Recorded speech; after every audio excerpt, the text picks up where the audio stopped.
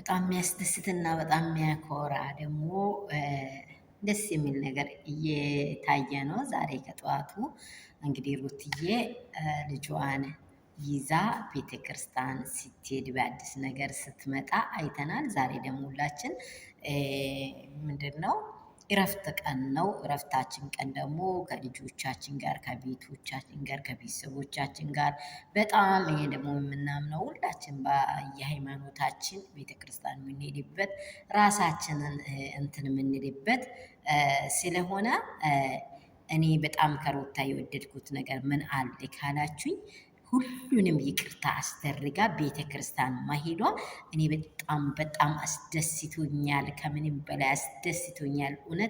እውነት በጣም አስደስቶኛል። አንድ ሰው በቃ የሆነ አንድ መዳበሪያ መሀሉ ላይ ውስጡ ላይ ተሸክሞ ሰላም ነኝ ብል ከንቱ ነው።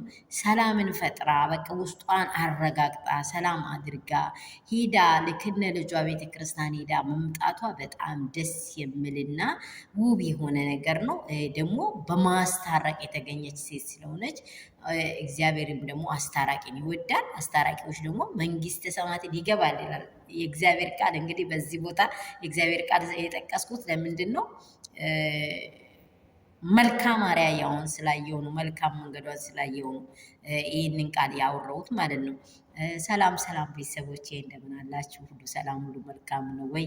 በዓለም ዙሪያ ያላችሁ ውድና እንቁ የሆናችሁ በአገር ውስጥም ከሀገር ውጭም ያላችሁ ውድ ቤተሰቦች ውድ ፋሚሊዎቼ የመዳም እንቁ የሆናችሁ ቅመሞቼ በዚህ የአንድ ጆሮ ንዴትን በአንድ ጆሮ ጫወታን በአንድ ጆሮ ስራን በጣም ሁሉን ነገር ቻል እና ዋጥ አድርጋችሁ እየሰራችሁ ያላችሁ የኔ ቆንጆ ቤተሰቦች ውዶች እንቁዎች በጣም ነው ስለ እናንተ አፕሪሺት የሚያደርገው። በጣም በጣም በጣም አንዱ በዚያን ሰዓት የተያማረ ቪዲዮ የሚሰራ አለ፣ ሽንት ቤት ተቀምጦ የሚሰራ አለ፣ በተለያየ ጓዳ ነው እኛ ብቻ ይሄ ለመዳም ቅመሞች ይገባል።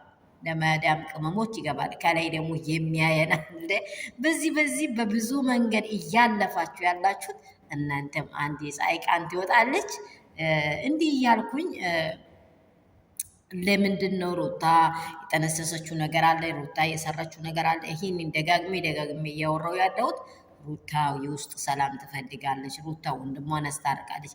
ኢቬን እንግዲህ እኔ ይሄ ምንድን ነው መጥፎ ቃል መጠቀም አልፈልግም፣ አፌም እንዲጠራ ስለማልፈልገው። ምክንያቱም ጣዖንቷን በቃ ይቅርታ መጠየቅ ትልቅ እድል ነው ያደረገችው። ኒው ሽሚት የሚባል ነገር ካፌ እንዲወጣም አልፈልግም። ለምን? ዝሙት አጸያፊ ነገር ስለሆነ ፈጣሪም እግዚአብሔርም አላህም ሁሉም ነገር የማይወድ ስለሆነ እሱን ነገር መጥራት ስለማልፈልገው ነው።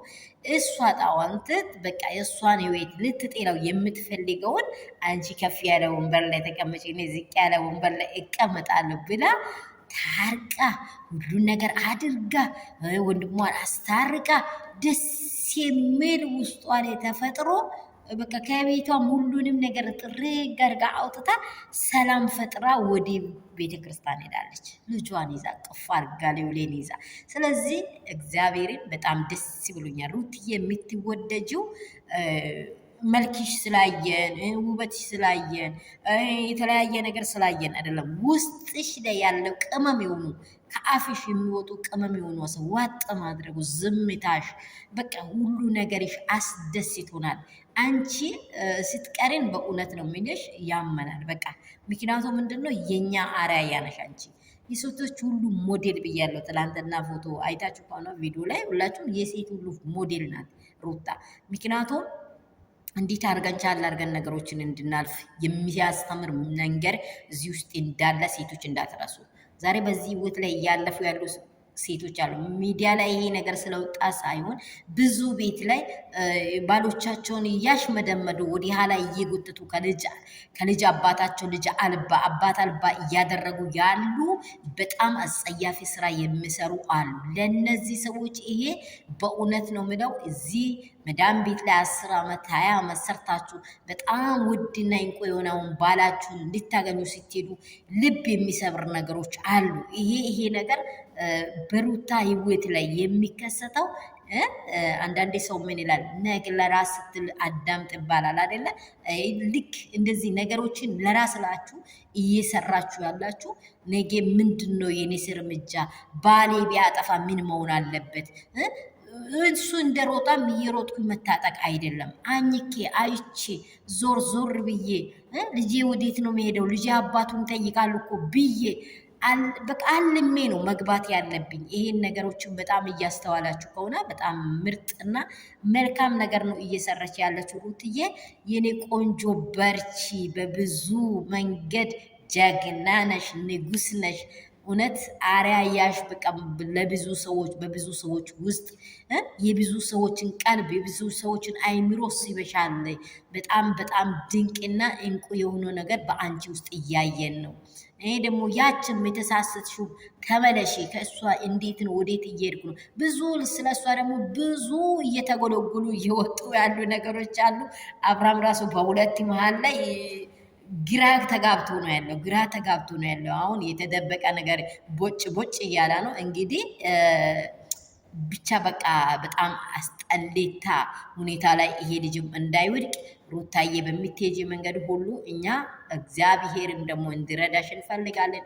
የመጀመሪያ የአንቺ ትዳር ቆሙ በእግሩ እንዲሄድ ነው የኛ ፍላጎት። አንቺ ትዳር እንዲፈርስ ፈጽሞ አንፈልግም። ፌሎሺፕሽ ተመልሶ ደስታሽ ተመልሶ በቃ እውነትም የአብርሽ የሩቲ ግሬስ ተብሎ ይጠራ እንጂ ገና የሄርሜላን ታኳስ ገብተን የምንጠራ ነገር እውነት አንፈልግም። በርቺ ነው የምልሽ።